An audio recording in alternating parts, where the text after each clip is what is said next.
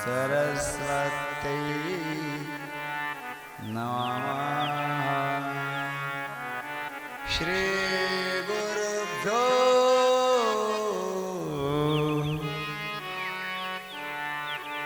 नमः। ओम नमो भगवते वासुदेवाय।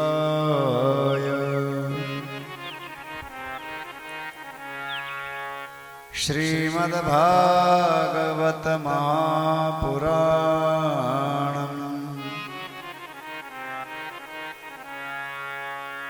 श्रीमद्भागवत माहात्म्यम्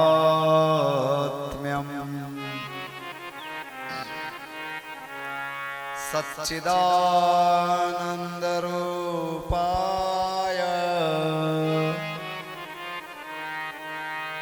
विश्वोत्पत्त्यादिहेतवे तापत्रय विनाशाय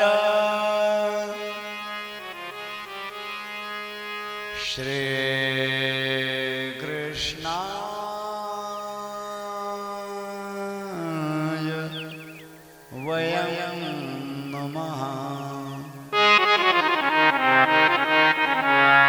गंगा यमुना गंगा मातेच्या पावन तीरावर शुकदेव मुनी परीक्षित राजाला देवलोक दुर्लभ पवित्र श्रीमद भागवत कथा कथन करत आहेत। ते श्रीमद भागवती संक्षिप्त सानुवादी कथा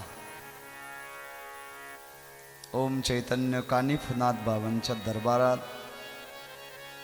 आपल्या धर्मनगरी नेऊरगाव महालखेडा रोड बोराडे वस्ती तालुका येवला जिल्हा नाशिक ज्या ठिकाणी आजपासून शुभारंभ होत आहे।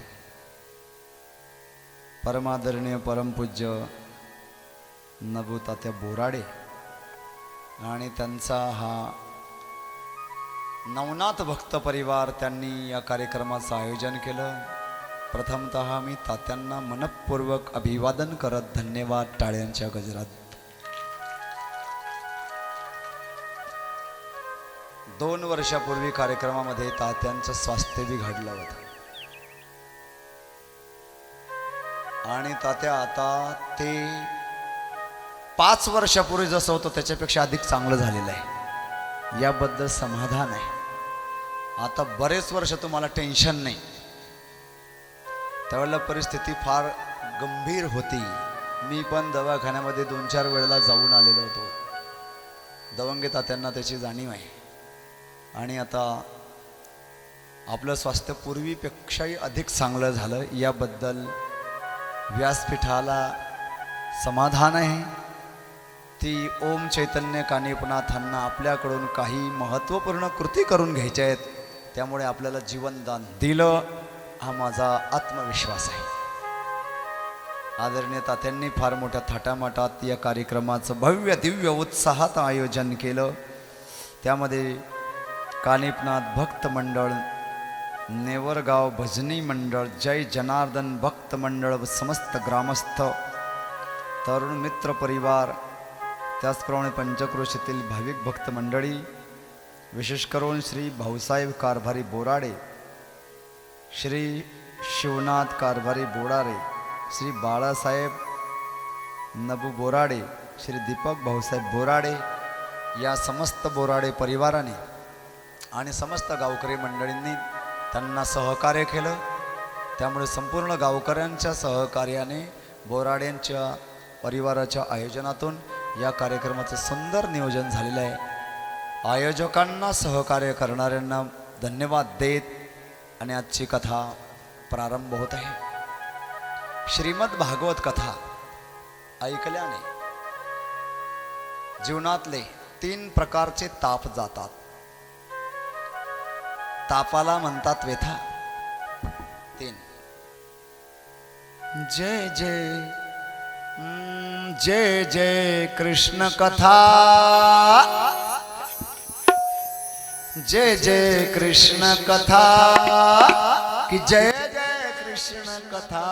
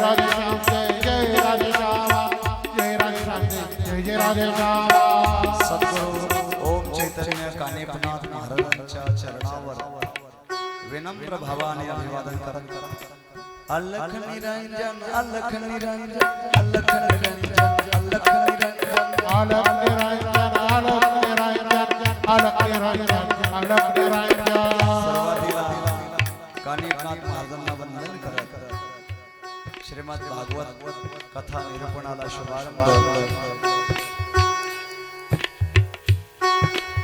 या ठिकाणी चतुर्थ वर्षात फार सुंदर पावसाची बिकट परिस्थिती त्यामध्ये सुद्धा मार्ग काढत काल आपली सत्व परीक्षाच होती पण तुम्ही हुशार मंडप वरती टाकलेला नव्हता काल नाही तर पूर्ण उडाला असता महाराष्ट्रात बऱ्याच ठिकाणी आणि हे अवकाळी पावसाचं सावट संकट होत इथे सुद्धा दुपारपर्यंत चिखल होता मी आलो तेव्हा पाय गळत होते त्या तात्या इथे पण हा भक्त परिवाराने काय जादू केली या चिखलाला कसा कोरडा केला त्यांनी कोणता जाळ जाळला कुणास ठाऊक जाळ टाकला की गाळ टाकला आणि याला कोरडा केला त्याबद्दल त्या भक्त परिवाराला सुद्धा मी मनापासून धन्यवाद देतो तरुण मंडळीला इथल्या नेवरगावच्या तरुणांचा नादच करायचा नाही अशा प्रकारे त्यांनी भर पावसात मोठ धरली त्याप्रमाणे या ठिकाणी चिखलात सुद्धा कोरडेपणा निर्माण केला आणि कार्यक्रमाचा सुंदर आणि नियोजन करत कार्यक्रमाला वेळेवरती सुरुवात केली सुरुवातीला कोणत्याही ग्रंथामध्ये ग्रंथाचं महात्म्य वर्णन केलेलं असतं आणि श्रीमद भागवतामध्ये सुद्धा महात्म्य प्रारंभ होत आहे महत्वस्य प्रतिपादनम महात्म्य. कोणत्याही ग्रंथाचं ऐकल्याने काय फायदा होईल अशा प्रकारचं जे महत्व सांगितलं जातं त्याला महात्म्य म्हणतात. तर या ठिकाणी महात्म्य प्रतिपादन केलेलं आहे. महात्म्याची सुरुवात करताना सच्चिदानंद रूपाय विश्वोत्पत्त्यादिहेतवे तापत्रय विनाशाय श्रीकृष्णाय वयं नमः. श्रीकृष्णाय वयं नमः.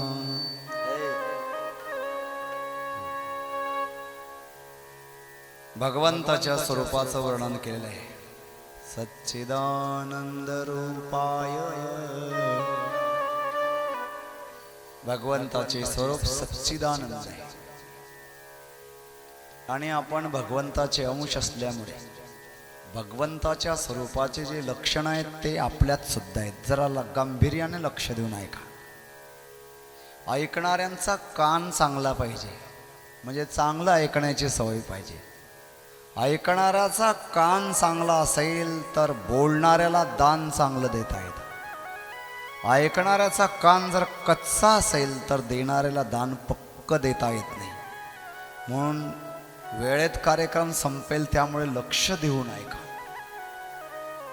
भगवंताच्या कृपेने चैतन्य कानिफनाथ महाराजांच्या शुभाशीर्वादाने जे काही सांगण्याचा प्रयत्न केला जाईल ते आपलं हितार्थ असावे असाच उद्देश समोर ठेवण्यात येईल. आपण जे स्वतःला समजतो देह शरीर ते आपण नाही. हे जे दिसतं ना शरीर पंचमहाभूतांचं, हे आपलं स्वरूप नाही. आपलं स्वरूप जे दिसत नाही ते आहे.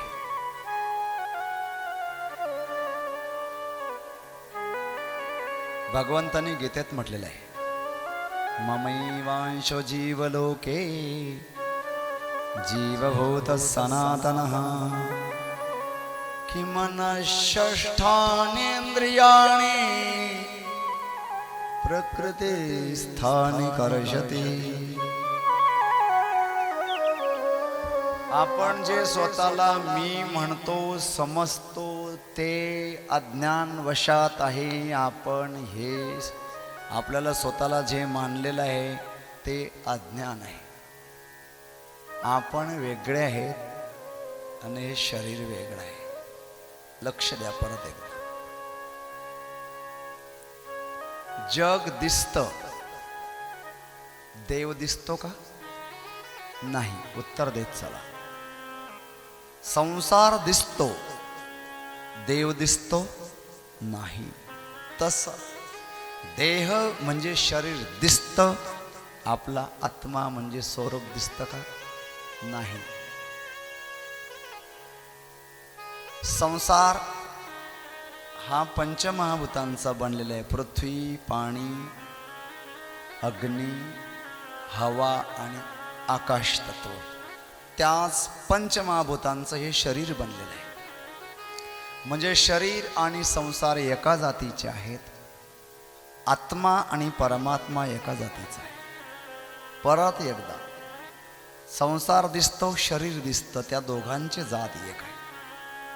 परमात्मा दिसत नाही आणि आपल्यातला आत्मा आपल्याला दिसत नाही, म्हणून त्या दोघांची जात एक आहे.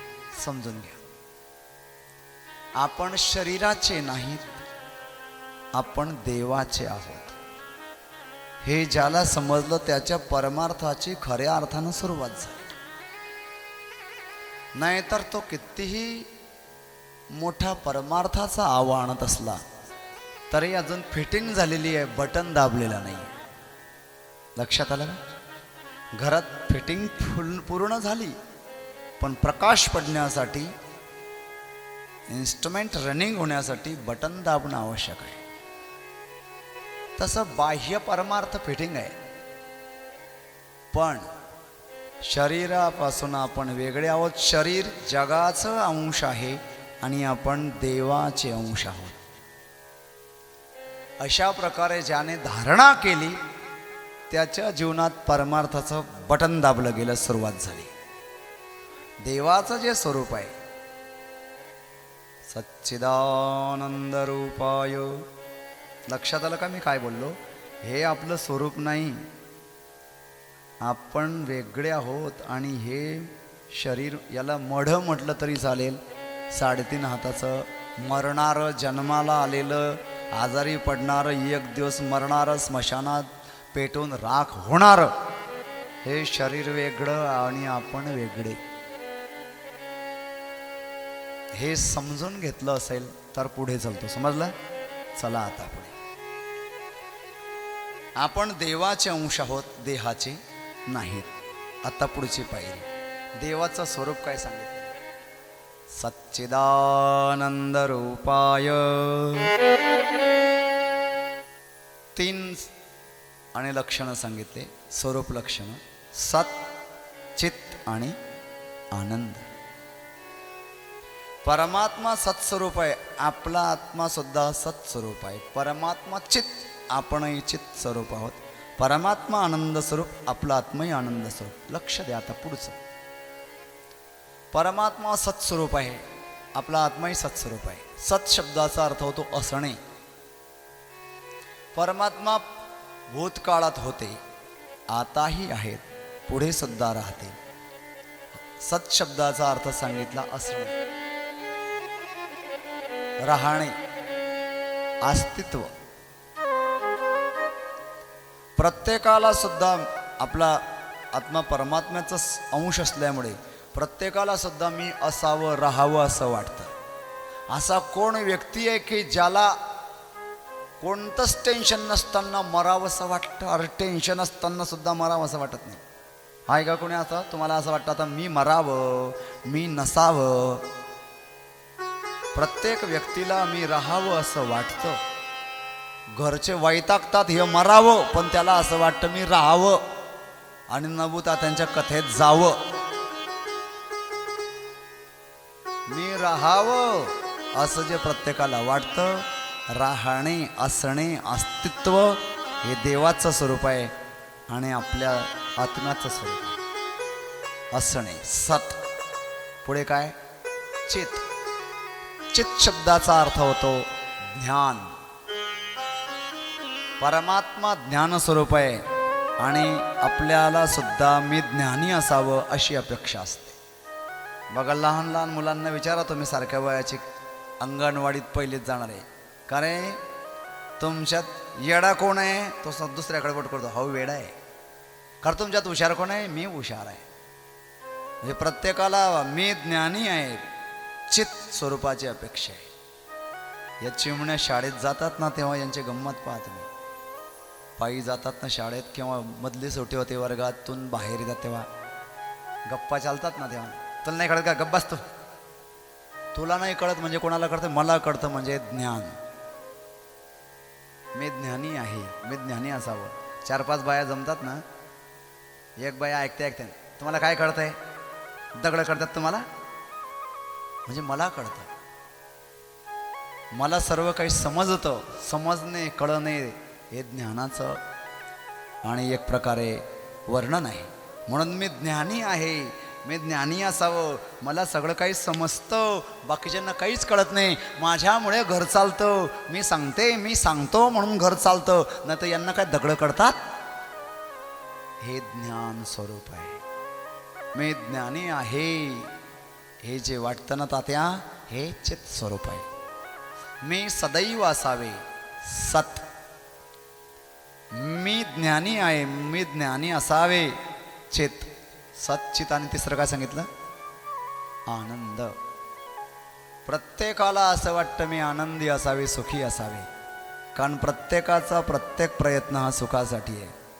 हो, सर्व सुखाची आशा जन्म गेला, सर्व सुखाची आशा जन्म गेला, सर्व सुखाची आशा जन्म गेला,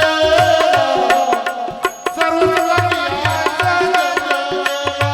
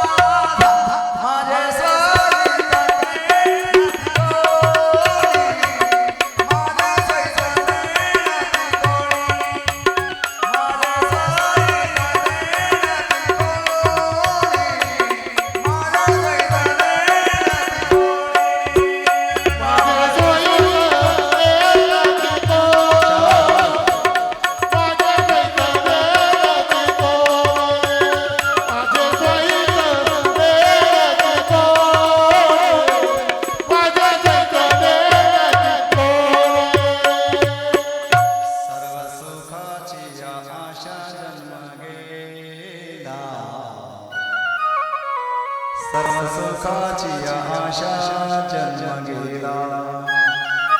सर्व सुख, सर्व प्रकारचे सुख किंवा सर्व सुख याचा अर्थ होतो आनंद. प्रत्येक व्यक्तीला मला आनंद असावा, मला सर्व प्रकारची सुख असावेत अशी जी अपेक्षा होते ती आपण देवाचे परमात्म्याचे अंश आहेत म्हणून होते. परमात्म्याचं स्वरूप सच्चित आनंद आणि म्हणून आपलं स्वरूप आपण परमात्म्याचे अंश असल्यामुळे आपणही सच्चिदानंद.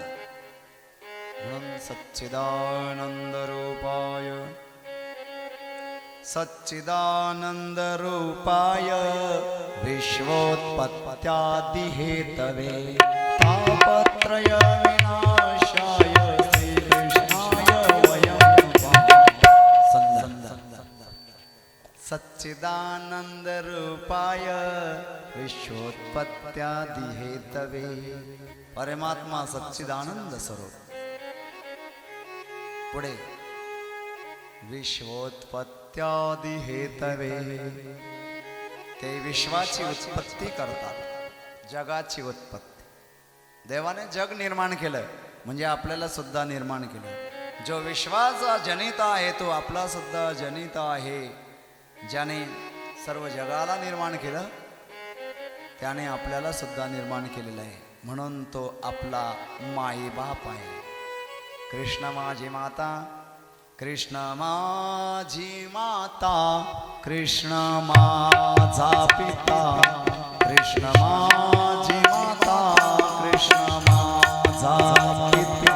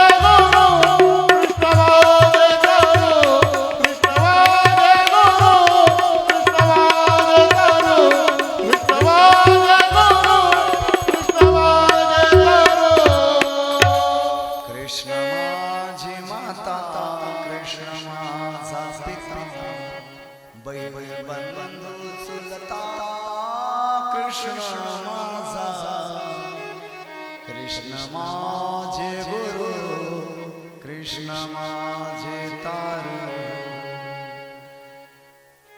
भगवंतच आपले माता पिता आहेत. त्यांनी जग निर्माण केलं म्हणून आपल्यालाही निर्माण केलं. म्हणून सच्चिदानंद रूपाय विश्वोत्पत्त्यादि हेतवे. पुढे तापत्रय विनाशाय श्रीकृष्णाय वयं नमः. आपल्याला जे 3 प्रकारचे ताप होतात ते भगवंत दूर करतात. कारण ज्यानं आपल्याला निर्माण केलेलं आहे तो जर आपला माता पिता आहे तर पुत्राला जे ताप म्हणजे दुःख होतं ते दूर करण्याची जबाबदारी मायबापावर असते. फक्त जीवाने प्रार्थना केली पाहिजे. 3 प्रकारचे ताप असतात म्हणजे दुःख. कोणते? मोजा. आधी भौतिक, आधी दैविक आणि आध्यात्मिक. 3 प्रकारचे ताप प्रत्येकाला आहे. तुम्ही अंगाला हात लावणार, मला तर कोणताच ताप नाही, टायफॉइड नाही, मलेरिया नाही, कोणता ताप तो वेगळा. तो स्थूल शरीराचा ताप आहे, डॉक्टरांना जो कळत होता त्या. आणि ग्रंथात संतांनी जो वर्णन केलेला आहे तो सूक्ष्म शरीराचा ताप आहे. लक्ष देऊन ऐका. बाहेरच्या जगातले ताप वेगळे आणि आतल्या अंतःकरणातले ताप वेगळे. पहिला ताप सांगितला आधी भौतिक. समोर सिंह दिसू द्या, जे दुःख होतं. वीज पडू द्या, कडाडू द्या, आपल्यावर पडू द्या, जे दुःख होतं आधी भौतिक ताप. चोर डाकू आधी भौतिक ताप यांच्यापासून होणार दुःख. त्यानंतर दुसरं आहे आधी दैविक. उद्या विचारेल ते प्रश्नोत्तर मंजुषेत नुसते बसू नका येड्यावानी. आधी भौतिक पहिला ताप, दुसरा ताप आधी दैविक. आधी दैविक म्हणजे देवतांपासून प्रकोप झाल्यामुळे होणारं दुःख. आता हा जो अवकाळी पाऊस येतो ना तात्या, हा वरुण देवाचा झालेला प्रकोप आहे. जसं आपण काही उलट सुलट खाल्लं की वॉमिटिंग किंवा डायरिया होतो, पोट दुखतं वगैरे वगैरे, डोकं दुखते, शरीर जड होतं, त्याप्रमाणे सृष्टीमध्ये सृष्टीतले मानव विशेष करून उलट सुलट काहीतरी वागतात. त्यामुळे सृष्टीत प्रकोप निर्माण होतो.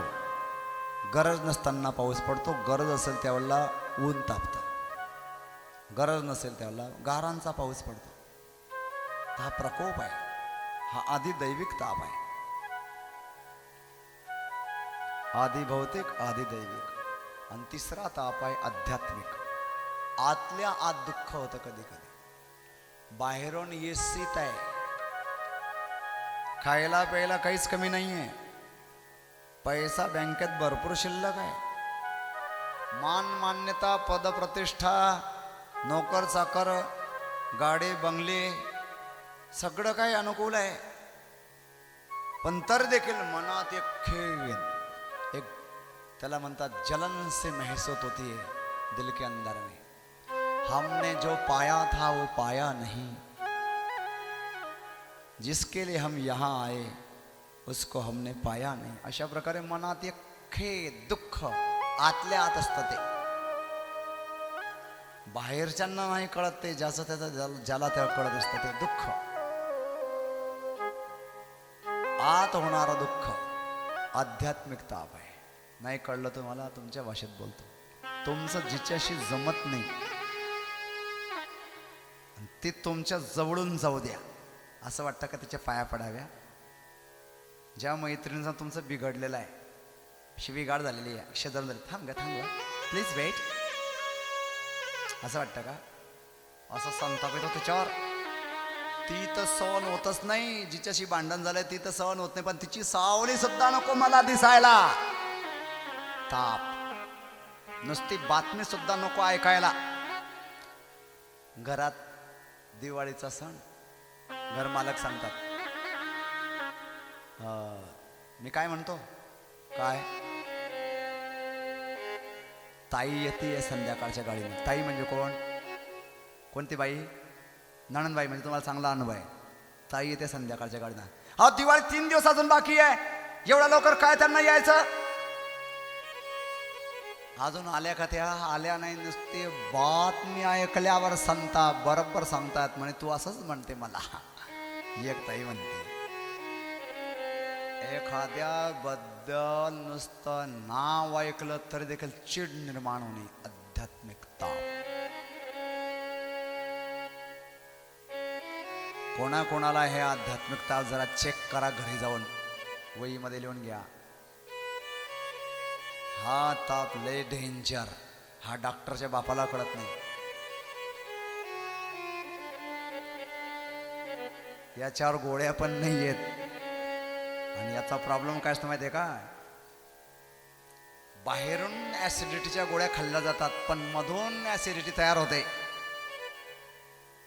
त्याला आपल्या भाषेत काय म्हणतात आपण? जल्लान, घुटण. नाही समजलं मला काय म्हणतात त्याला. एखाद्या व्यक्ती दिसल्याबरोबर असं कुडत राहतात, असं मनातल्या मनात असं जे कुडत असतो त्याला ऍसिडिटीचा प्रॉब्लेम भरपूर असतो. कुडत जाऊ नका तुम्ही. कुडायचं असेल तर नवनाथ ग्रंथाचं पारायण करा. कुडत असाल तर. बऱ्याच जणांना कुडायची सवय असते. बाबा ऍसिडिटी जात नाही, तू कुडणं सोडत नाही. ऍसिडिटी काय मरायला जाते तुही? मग कुडणं सोडा. हा आध्यात्मिक ताप. चिमणी पाय व्यवस्थित करून बसा माग्यावर. आध्यात्मिक ताप आहे हा. आध्यात्मिक ताप समजून घेतला पाहिजे. आधी भौतिक, आधी दैविक आणि आध्यात्मिक. तिन्ही प्रकारचे ताप भगवंत दूर करतात. फक्त त्यांना प्रार्थना करा. सदर एक वेळ करी मेन सरदार रे या दुःखा वेगळे. एक वेळ करी या दुःखा वेगळे. एक वेळ करी या दुःखा वेगळे. एक वेळ करी या दुःखा वेगळे.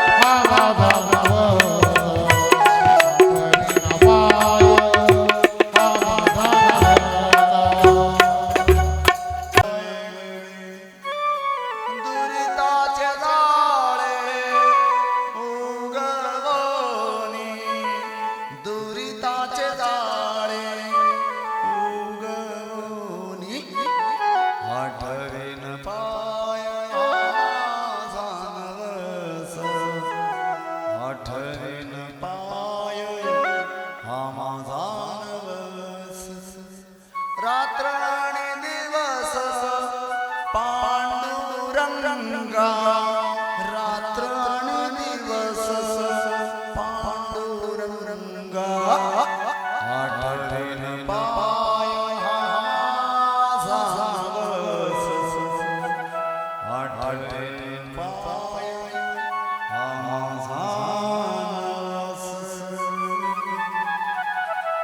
भगवंत तीन प्रकारच्या तापापासून दुःखापासून दूर करणारे आहेत. त्यांची प्रार्थना करणारा साधक असेल तर ते आजही दुःख दूर करायला तयार आहे. तापत्रय विनाशाय श्रीकृष्णाय वयं नमः. त्यानंतर पुढे शुकदेव मुनींना वंदन केलेलं आहे. मेन सरदार आहे.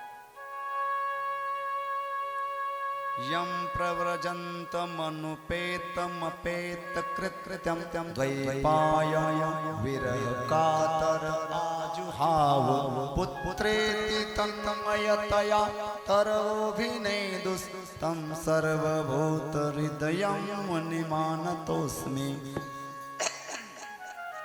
यं प्रव्रजन्तमनुपेतमपेतकृत्यं द्वैपायनो विरहकातर आजुहाव. पुत्रेति तन्मयतया तरवोभिनेदुस्तं सर्वभूतहृदयं मुनिमानतोऽस्मि. अशा प्रकारे शुकदेव मुनींना वंदन करत पुढे आता श्रीमद भागवताच्या पृष्ठभूमीला आणि सुरुवात करत आहेत. नैमिष अरण्य 88,000 ऋषी जमलेले, त्यांचं नेतृत्व करतायत शौनक ऋषी. आणि त्या ठिकाणी सूत मुनींचं आगमन झालं. सर्वांनी जय जयकार केला. बोलिये सूत भगवान की.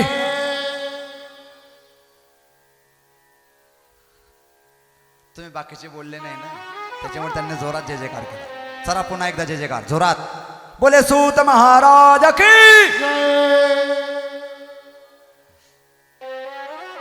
पाहिजे कोणीतरी तसं. सूत मुनींचं आगमन झालं. सगळे उठून उभे राहिले. नमन, अभिवादन, पूजन, नंतर स्तुती. फार सुंदर स्तुती केली आहे श्रीमद भागवतात, आपण बघू शकता. अज्ञान ध्वांत विध्वंस कोटि सूर्य समप्रभ सूताख्याये कथासार मम कर्ण रसायन. आमच्या कानाला रसायनाप्रमाणे गोड असेल ते तुम्ही सांगा. त्याच्यात काय काय सांगा, कशी कशी अपेक्षा केली जरा ऐका, लक्ष देऊन. आता तुम्ही जे आम्हाला सांगणार त्यामध्ये कोणते कोणते विषय आले पाहिजे. सपुत्रायाश्च सद्भक्तेर विवेको वर्धते महान. विवेक कसा वाढेल, भक्ती कशी वाढेल ते तुम्ही आम्हाला सांगा. ज्ञान कसं वाढेल, वैराग्य कसं वाढेल ते आम्हाला सांगा. आपण कोणी महात्मे भेटल्यावर धन कसं वाढेल हे विचारतो, पण भक्ती कशी वाढेल आपण विचारतो का? जरा आपल्या आपल्या अंतःकरणाला विचारा. या घोर कलियुगामध्ये काल व्याल मुख ग्रास त्रास निर्नाश हेतवे श्रीमद् भागवतं शास्त्रम् कलौकीरेण भाषितम्.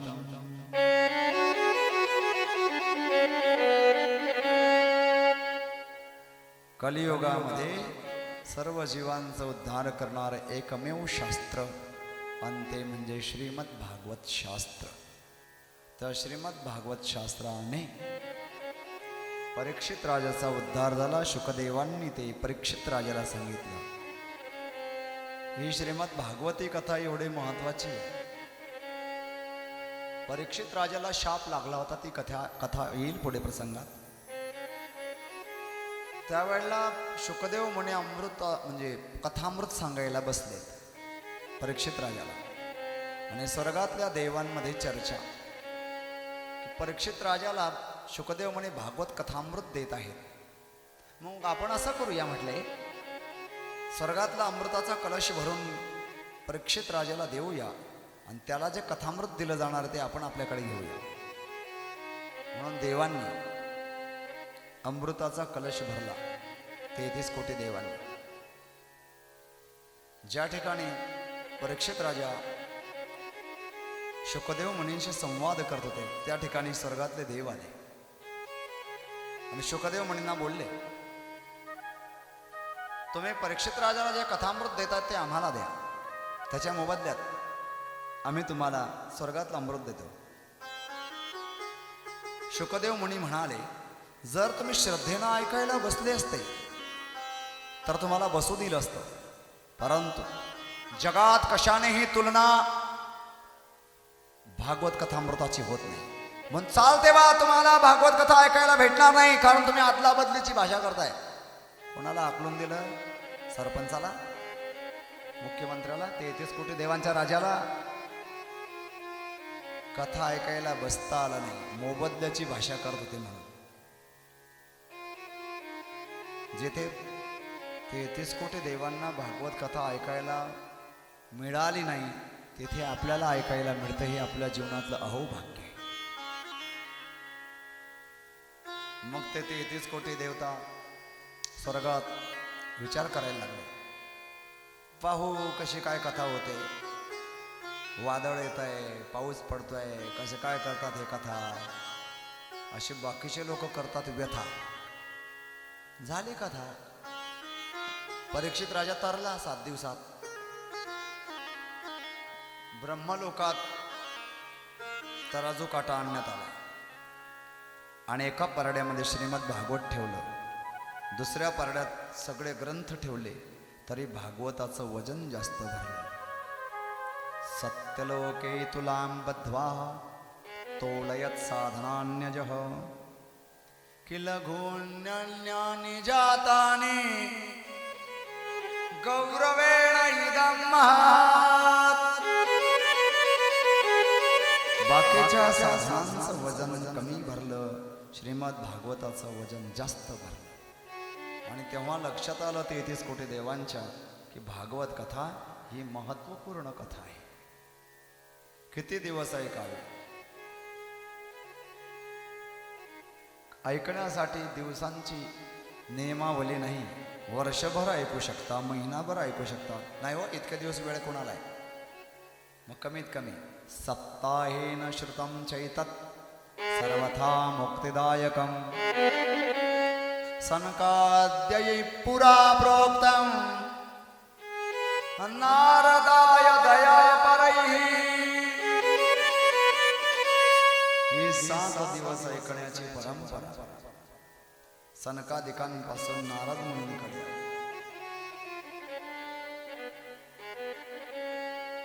कशी आली ती कथा प्रारंभ होते. जरा आता लक्ष. नारद मुनींनी अनेकदा कथा ऐकली होती, पण 7 दिवसाचं अनुष्ठान एका जागेवर बसून सनकादिकांकडनं ऐकलं. ते का ऐकावं लागलं नारद मुनींना? त्यासाठी कथा प्रारंभ होत आहे. एकदा सुरुवात करताना एकदा हि विशालायां चत्वारो ऋषयो मलः सत्संगार्थं समायाता ददृशुस्तत्र नारदम. घटना अशी आहे, संक्षिप्त. नारद मुनींनी गळ्यात विणा टाकला आणि भ्रमण करत चालले, भजन करत. नारायण शाबास. नारायण श्रीमन्नारायण नारायण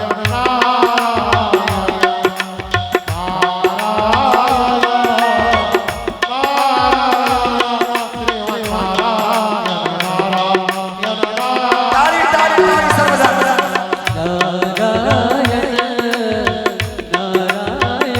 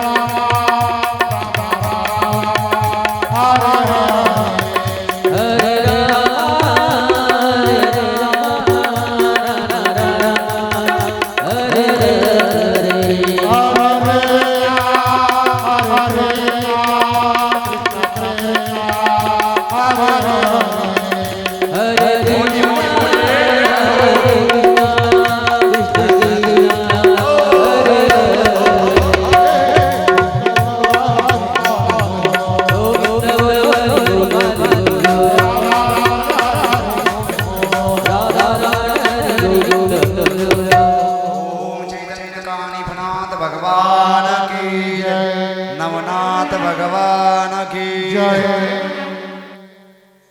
नारद मुनींना वृंदावनामध्ये गेल्यावर मोठा प्रवास करत गेले. सगळं वर्णन करायला आपला कार्यक्रम आज उशिरा सुरू झाला, त्यामुळे सगळं शक्य नाही. नारद मुनींना वृंदावनामध्ये एक देवी, भक्ती देवी दुःखी दिसली. तिची दोघे मुलं बेशुद्ध आणि वृद्ध होते. त्यांना शुद्धीवर आणण्याकरता नारद मुनींनी स्वतः प्रयत्न केले. आकाशवाणीनं सांगितल्याप्रमाणे बद्रीनाथ धामला गेले आणि सनकादिक मुनींनी सांगितलं की त्यांच्यासाठी श्रीमद भागवत कथेचं आयोजन करावं लागेल. मग हरिद्वारमध्ये कथा प्रारंभ केली आणि भक्ती देवी आपल्या दोघं मुलांना घेऊन, भक्ती देवीचे 2 मुलं आहेत, ज्ञान आणि वैराग्य, तर भक्ती देवी त्या ठिकाणी नृत्य करायला लागली. अशा प्रकारे नारद मुनींनी त्यावेळेला 7 दिवस कथा ऐकली.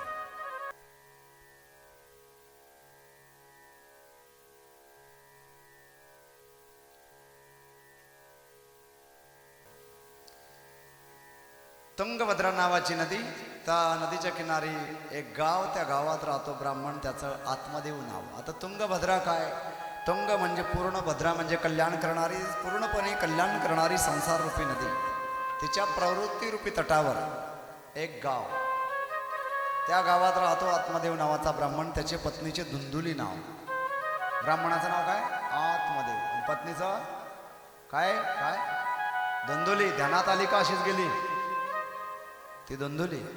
धुंदुलीच्या स्वभावाचं वर्णन केलेलं आहे. घरकाम करण्यात निपुण, स्वकार्य गृहकार्य कुशला, स्वकार्य कुशला, सुंदरी. पुढे बहुजल्पिका, फार वटवट करणारी. एवढं वटवट करते, एवढं वटवट करते. बाकीचे म्हणतात मातीचं असलं तर फुटलं असतं, बिल जास्त आलं असतं, मीटर बसवलं असतं. तर मग इतकं वटवट करू नये की घरातले वैतागते, शेजारचे वैतागते.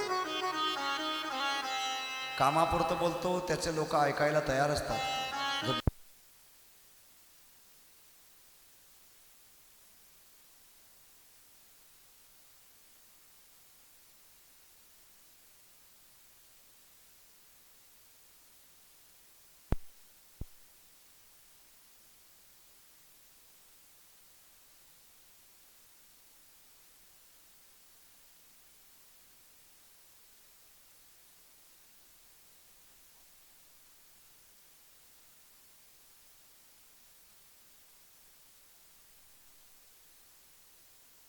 सुखानं चालू होता, पण त्यांना संतती नव्हती.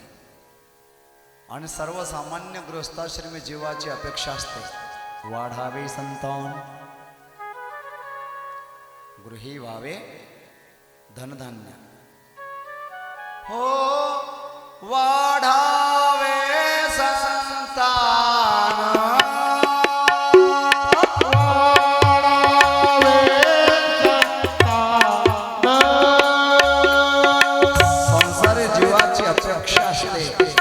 आपल्या घरी संतती जन्माला यावी. वाढावे संतान, वाढावे संतान,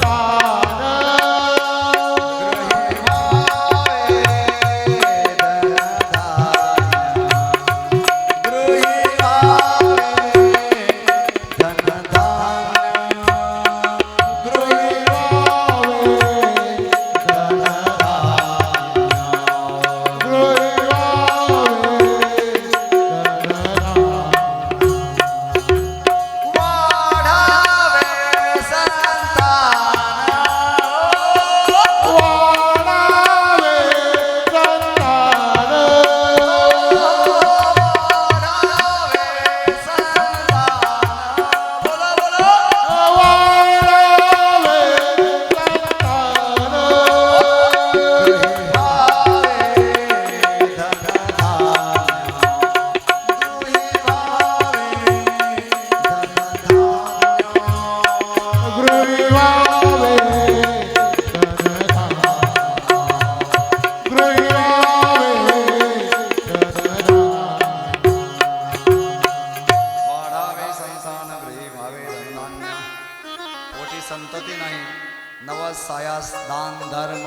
भरपूर केला पण प्रारब्धात पुत्र नव्हता.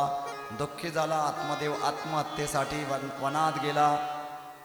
त्या दिवशी त्याला आणि आत्महत्या करत असताना एक संत भेटले, संन्यासी भेटले. त्यांच्या चरणावर मस्तक ठेवलं आणि रडायला लागला. त्या संन्यासी महाराजांनी विचारलं, का रडतोस? कथम रोदेशी विप्रत्वम का ते चिंता बळीयसी. त्यांना सांगितलं, मला मुलबाड नाही आहे. त्या ब्राह्मण त्या संन्यासी महाराजांनी सांगितलं त्या आत्मदेवाला, अरे तुझ्या भाग्यात सप्तजन्मावधी पुत्र नैवच नैवच, 7 जन्मापर्यंत तुला मुलबाळ होणार नाही. फार दुःख वाटलं आणि मग म्हटले मी आता आत्महत्या करतो. ते संन्यासी महाराज म्हटले आत्महत्या करू नको. मग म्हणे मी जर आत्महत्या करू नये असं वाटत असेल मला पुत्र होईल असा उपाय सांगा. मग त्या संन्यासी महाराजांनी त्या यतीने त्या आत्मदेव ब्राह्मणाला एक फळ दिलं.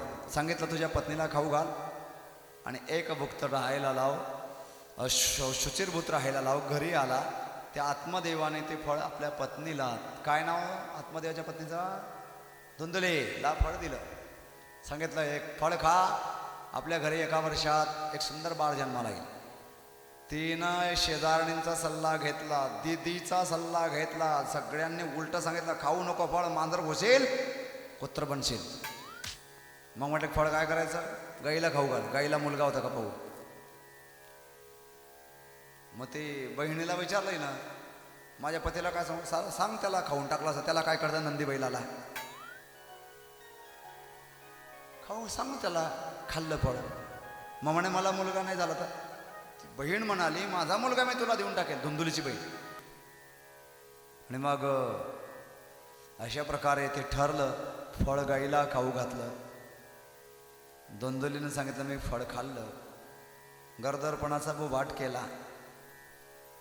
तिकडे बहिणीला मुलगा झाला. तो बहिणीच्या पतीने धुंदुलीला आणून दिला. धुंदुलीने त्याचं नाव स्वतःच्या मनानं ठेवलं. नाव ठेवलं धुंदुकारी. काय? कारभारी नाही, धुंदुकारी. एक 3 महिन्यानंतर गाईला मानव अपत्य झाला. त्याचे कान लांब होते गाईसारखे. कानाला कर्ण म्हणतात, गाईला गो म्हणतात म्हणून नाव पडलं त्याचा गोकर्ण. बोले गोकर्ण महाराज की जय. गाईपासून झालेला मुलगा नाव काय? गोकर्ण. आणि तो पहिला मोठा धुंदुकारी. गोकर्णो पंडितो ज्ञानी धुंदुकारी महाखलः. ज्ञानी होता गोकर्ण, दुष्ट होता धुंदुकारी. धुंदुकार्याने घरातले सगळे दाग दागिने, सोनं नाणं आणि समाप्त केलं. घरात काहीच नाही ठेवलं. धातूचं पात्र सुद्धा ठेवलं नाही. अशी बिकट परिस्थिती. एके दिवशी आपल्या वडिलांना भर चौकात त्याने लाथांनी तुडवलं. त्यावेळेला गोकर्णाने अडवलं. आत्मदेव ब्राह्मणाला पश्चाताप झाला. नाही झाला असता पोरगा दुःख नसतं.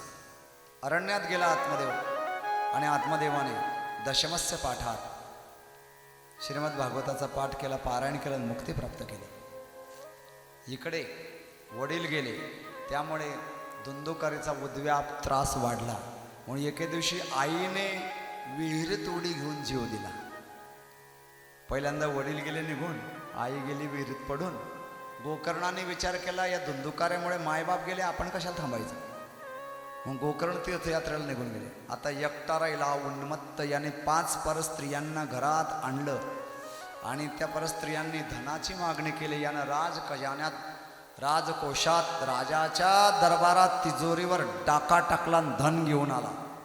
त्या 5 परस्त्रियांना धन दिलं. वाटून घेतल्यावर त्या विचारात पडल्या, उद्या जर राजपरिवारातले सेवक म्हणजे पोलीस विभागाचे शोधत याच्यापर्यंत पोचले, याला पकडतील आणि धन कुठे आहे हा कोणाचं नाव सांगेल? आपलं नाव सांगेल. मग याला पुरावा नष्ट करायचा असेल तर याला नष्ट केला पाहिजे. काय दुष्ट त्या स्त्रिया. त्यांनी त्याला बांधून मारण्याचा प्रयत्न केला, मरत नव्हता. फाशी लावली तरी मरत नव्हता. शेवटी त्याच्या तोंडावर तपलेले विस्तवाचे निखारे टाकले, तडफडत तडफडत मेला. प्राण गेला, अपघाती घात झाला त्याचा. म्हणून तो भूत झाला, भूत योनीत गेला. त्याला त्याच घरात त्यांनी खड्डा खोदून पुरून दिलं. त्या 5 आणि मावल्या धन घेऊन फरार झाले. लक्ष द्या, तो घातपात झालेला मेला, तो पिशाची योनीला गेला. आता पिशाची योनी जर नसती तर संतांनी वर्णन केलं नसतं. आता बरेच जण नाही मानत, त्यांच्या विचार क्षमतेच्या बाहेरच आहे ते मानत नाही म्हणजे त्यांना सगळं काही कळतंय असं नाही. जे देव मानत नाही का तत्सदृश शास्त्राने जे काही सांगितलेलं आहे ते मानत नाही म्हणजे ते फारच बुद्धिमान आहेत असा अर्थ नाही. त्यांना जितकं समजतंय तिथपर्यंत ते पोहोचले, त्याच्या पलीकडे काहीतरी आहे, त्यांची अजून तिथपर्यंत पोहोच गेली नाही ना, त्याच्यामुळे ते मानत नाही. आणि ते नाही मानत त्याच्यामुळे आमचा काही तोटा नाही. मात्र त्यांनी त्यांच्या कक्षेत राहावे, त्यांनी त्यांची कक्षा ओलांडली तर मग त्याचे परिणाम वाईट होते. कशाही कोणत्याही प्रकारच्या घटनेची तुलना करून कोणत्याही इतर घटनेला अंधश्रद्धा ठरवू नये, याची त्यांनी दखल घ्यावी. ते शिकलेले माणसं आहेत, ते काही येड्याचा बाजार नाही त्याच्यात. शिकलेले असून सुद्धा त्याच्यातले बरेच अडाण्यासारखे वागतायत, याचा मला आणि वेदनाजन्य खेद आहे. देवाच्या अस्तित्वाला अंधश्रद्धा म्हणणं चुकीचं आहे. संत वाङ्मयात जे निरूपण केलं त्याला अंधश्रद्धा म्हणणं चुकीचं आहे. आणि जी अंधश्रद्धा आहे त्याला आम्ही सुद्धा अंधश्रद्धा म्हणतो. परंतु जी श्रद्धा आहे, श्रद्धेला सुद्धा अंधश्रद्धेच्या जात्यावर भरडणं ही बुद्धिमानी नाही आहे. म्हणून अंधश्रद्धा निरूपण म्हणजे निर्मूलनवाल्यांनी ही बाब डोळसपणे लक्ष देऊन हाताळली पाहिजे. श्रद्धा अँड अंधश्रद्धा बोथ आर डिफरन्स, दोन्ही वेगवेगळे आहेत. तुमच्या अंतःकरणात श्रद्धा नाही आहे म्हणून तुम्हाला देवाचं अस्तित्व अनुभवास येत नाही, त्यामुळे तुम्ही देवाच्या अस्तित्वाला सुद्धा अंधश्रद्धा म्हणता. ही बाब बुद्धिमान लोकांना विचारात टाकणारी आहे. म्हणून शिकलेले मंडळी त्यांच्या टीममध्ये त्यांनी या बाबतीत कटाक्षाने विचारपूर्वक आणि मुद्दे मांडले पाहिजेत, जेणेकरून भाविकांच्या अंतःकरणातल्या भक्तीला तडा जाणार नाही, याची नोंद अंधश्रद्धा निर्मूलन करणाऱ्यांनी घ्यावी, अशी त्यांना माझी करबद्ध नम्र विनंती आहे. पेशाची योनीला गेला. आता पेशाची योनी काय आहे या संदर्भात स्वतंत्र चिंतन मांडण्यात येईल. व्यासपीठाकडे वेळेच्या मर्यादेचं फार मोठं बंधन असतं. आधीच कार्यक्रम उशिरा सुरू झाला, पहिला दिवस असल्यामुळे, आणि त्यामुळे यावर मला विशेष निरूपणासाठी वेळ नाही, पण बघूया कधी. बऱ्याच वर्षांनी गोकर्ण महाराज वापस आले. आपल्या दारास पडक्या घराच्या अंगणात झोपले. त्यांना रात्री काही विचित्र चित्र अनुभवायस आले. बरोबर, क्वचित इंद्र, क्वचित अग्नी, क्वचित असते. बरोबर, घाबरून उठले. काय, कोण आहेस तू? अस्त्वम उग्रतरो. त्याने सांगितलं, अहम भ्राता त्वदीय अस्मी धुंदुकारी ती नामात. मी तुझा भाऊ धुंदुकारी, मी दुष्ट वागलो आणि त्यामुळे मी पिशाचोनीला गेलो. माझा उद्धार कर दादा. पिशाचोनीला गेलेल्याचा उद्धार कशानं होईल याचा विचार केला असता काही कळालं नाही. शेवटी सूर्यनारायणाला थांबवलं गोकर्ण महाराजांनी. सूर्यानं सांगितलं, श्रीमद्भागवतां मुक्ती सप्ताहम वाचन करू. श्रीमद्भागवताने मुक्ती प्राप्त होईल, 7 दिवस वाचन करा. अपघाती घाती मेलेल्याचा उद्धार करायचा असेल तर 7 दिवस श्रीमद्भागवत वाचन. मग गोकर्ण महाराजांनी श्रीमद्भागवताचं आयोजन केलं. तात्या असाच मंडप दिला असेल आणि गावातली मंडळी येऊन बसली. गोकर्ण महाराज, चला झाकीवाले. गोकर्ण महाराज आणि व्यासपीठाकडे येत आहे. का रे, अरे वेळेचं बाण लक्षात ठेव जा रे. झाकीवाले जवळ येऊन थांबले पाहिजेत, नाही तर मी कथा घेऊन जात जाईल पुढं. गोकर्ण महाराज व्यासपीठावरती विराजमान झालेले आहेत आणि गोकर्ण महाराजांनी कथा प्रारंभ केली. भगवंताला वंदन नमन केलं. बोले गोपाल कृष्ण भगवान की जय. जाकेवाला सावध राजा, इथं पडद्याजवळ आणून ठेवत जा. तू असा 2 किलोमीटर दूर राहशील, वाट नाही पाहिली जाणार बरं रे. किती वेळ झाला तर 11ला फक्त 7 मिनिटं कमी आहे. वेळ किती झाला, झाकी सजवणाऱ्याने घड्याळाकडे पण पाहिलं पाहिजे. इथं पडद्याच्या मागे आणून ठेवली पाहिजे, इथं पडद्याच्या समोर. चला या.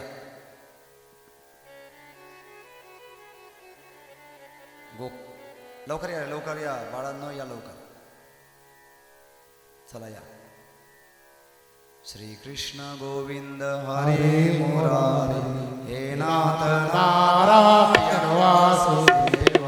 श्री कृष्ण गोविंद हरे मुरारी, हे नाथ नारायण वासुदेव. हे नाथ नारायण वासुदेव, हे नाथ नारायण वासुदेव, हे नाथ नारायण वासुदेव. हे नाथ नारायण वासुदेव. ओ हे नाथ नारायण वासुदेव, हे नाथ नारायण वासुदेव. हे नाथ नारायण वासुदेव. नाथ नारायण वासुदेव. ताडी श्री कृष्ण गोविंद हरे मुरारे, हे नाथ नारायण वासुदेव. श्री कृष्ण गोविंद हरे मुरारी, हे नाथ नारायण वासुदेव. कृष्ण गोविंद हरे मुरारी, हे नाथ नारायण वासुदेव. गोकर्ण महाराज कथा सांगायला बाकीचे खाली बसले. एक खुर्ची घ्या, बसून घ्या खाली. गोकर्ण महाराज विराजमान झाले आसनावरती, बाकीचे खाली. कथा सुरू झाली. बरोबर 11ला 5 कमी असताना. पण ज्याच्यासाठी कथा तो नव्हता तिथे. कोण तो? धुंदुकारी. धुंदुकारी का आला नाही? बाकीची माणसं होती, पण धुंदुकारी काय होता? भूत. भूत माणसात बसता का? बोला बोला. भूत माणसात बसतं नाही. म्हणजे माणसात बसत त्याला काय म्हणावं? जोरात बोला. माणसात बसेल त्याला काय म्हणावा? भूत तुम्ही म्हणा अजून मला 7 दिवस थांबायचं आहे. 2-4 भूतं माझ्या मागं लागतील उद्या. आणि मग त्याला आव्हान केलं, हे आगम्यताम धुंदुकारी, ये लवकर. आव्हान केलं. धुंदुकारी भूत होता निघाला. ध्यानात ठेवता येईल तो. इथे पुढे. हा हा इथे या. यांना भेट. त्यांना दर्शन दे. हा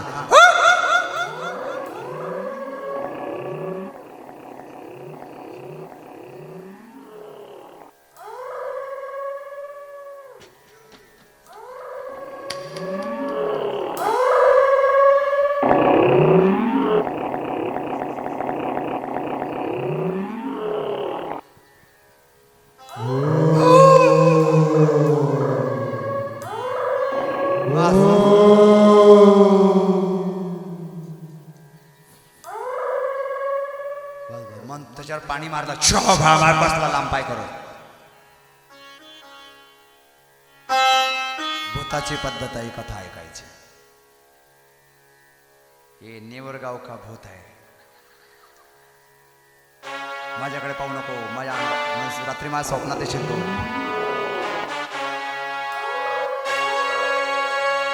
इकडे पाय. कॅमेऱ्यावाल्याकडे दे.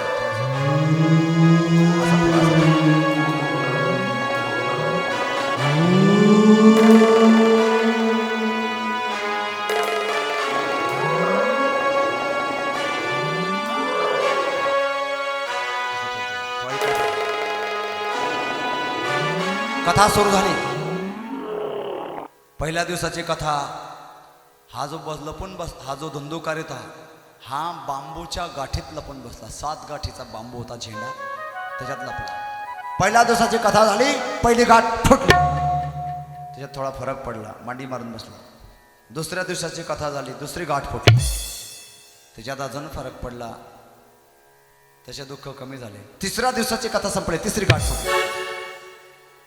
ऐकणं चित्त लागायला लागलं. चौथ्या दिवसाची कथा संपली. अजून लक्ष देऊन ऐकायला लागला. 5व्या दिवसाची कथा संपली. 5वी गाठ फुटली. एकाग्र चित्ताने कथा ऐकायला लागला. 6व्या दिवसाची कथा संपली. 6वी गाठ. आता एकच गाठ राहिलेली. सावध राहा. हा समजताय ना? 7व्या दिवसाची कथा ऐकायला लागला. ऐका ऐका ऐका ऐका पुढे काय घडलं ऐका. पाहत राहा. 7व्या दिवसाची कथा संपली. 7वी गाठ फुटली आणि त्या बांबू मधून तिकडे तोंड करा. तिकडे दर्शन द्या. बोले गोपाल कृष्ण भगवान की जय. अशा प्रकारे भगवंताचं दिव्य स्वरूप त्या ठिकाणी प्रकट झालं. सर्वांना वाटलं भगवान विष्णूच प्रकट झाले की काय. सांगितलं मी नाही, मी दिव्य रूप मला जे प्राप्त झालं, मी पापी धुंदोकारी आणि मला भागवत कथा ऐकल्याने दिव्य स्वरूप प्राप्त झालं. या भागवत कथेचं जो श्रवण करतो तो जर पिशाची योनीतून मुक्त होतो तर तो निश्चित भावसागरातून तरुण जाईल. अशा प्रकारची भागवत कथा. आणि त्या ठिकाणी मग शुकदेव मुनींचं आगमन झालं. भगवंतही त्या ठिकाणी प्रकट झाले आणि भगवंतांनी आश्वासन दिलं की जिथे जिथे भागवत कथा होईल तेथे तेथे मी 7 दिवस थांबेल. आजपासून भगवान आपल्या या निवरगाव गावामध्ये विराजमान झाले आणि साक्षात भगवंत आता 7 दिवस आपल्या इथे राहणार. ओम चैतन्य कानिपनाथांच्या चरणारुंदी सेवा समर्पित करत आजची कथा विराम घेते. आरतीचे यजमान बोला अलख निरंजन, बोला अलख निरंजन, बोला, बोला, बोला, बोला.